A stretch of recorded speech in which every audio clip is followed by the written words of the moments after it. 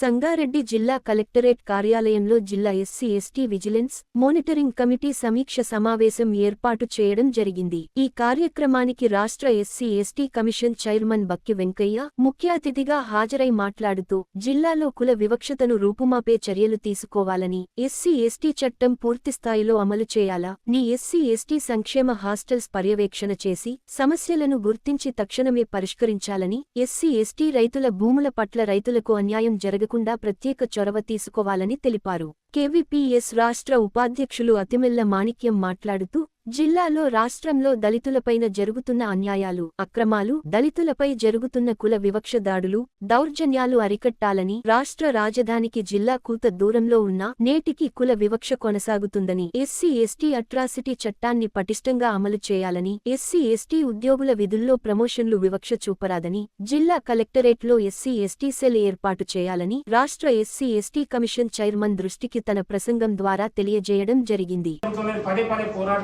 MRO స్పందించక, RDO స్పందించక, DRO స్పందించక, జేసీ స్పందించక, collector స్పందించక court పోయినాం. మీరు స్పందిస్తే ఆ పరిస్థితి రాదు కదా మాకు. అదే లింగంపల్లి మున్పల్లి మండలం లింగంపల్లిలో కాంపిటీషన్ ఇస్తారు ఎట్లా? మా ఊర్లో మా దళితులకు ఎందుకు?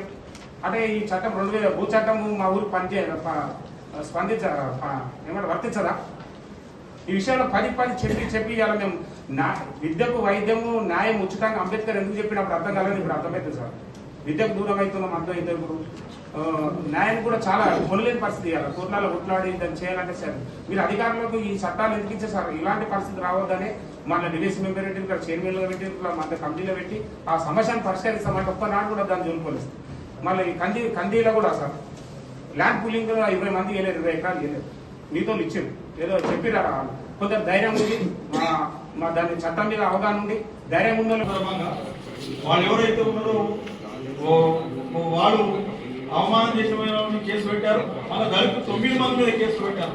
అమాయకులు వాళ్ళందరూ అటువంటి వాళ్ళ మీద కేసులు పెట్టి ఇబ్బందులు పెట్టినటువంటి పరిస్థితులు ఆ కేసులు ఇప్పటికి కూడా ఉన్నాయి.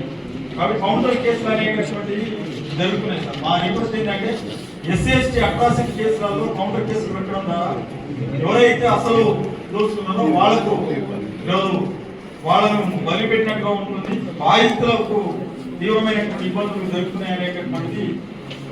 రెండోది స్టేషన్ బెయిల్ ఇస్తా ఉన్నారు. ఎస్సీ ఎస్టీ అట్రాసిటీ కేసులలో స్టేషన్ బెయిల్ ఇస్తా ఉన్నారు. స్టేషన్ బెయిల్ ఇవ్వడం వల్ల అసలు మరిన్ని వివక్షత జరిగేటటువంటి అవకాశం ఉంది. కాబట్టి ఆ స్టేషన్ బెయిల్ ఒకటి ఇవ్వకుండా చూడాలనేటటువంటిది మా రిక్వెస్ట్. ఇట్లాగే కౌంటర్ కేసులు ఇప్పటిదాకా ఎక్కడైతే జరిగినో బాధితుల మీద ఆ కేసులను ఎత్తివేయాలని చెప్పేసి మేము రిక్వెస్ట్ చేస్తా ఉన్నాం. కాబట్టి ఇలానే ఎస్సీ ఎస్టీ అట్రాసిటీ చట్టం కూడా పూర్తిగా దానికి అసలు భయం లేకుండా పోతాం.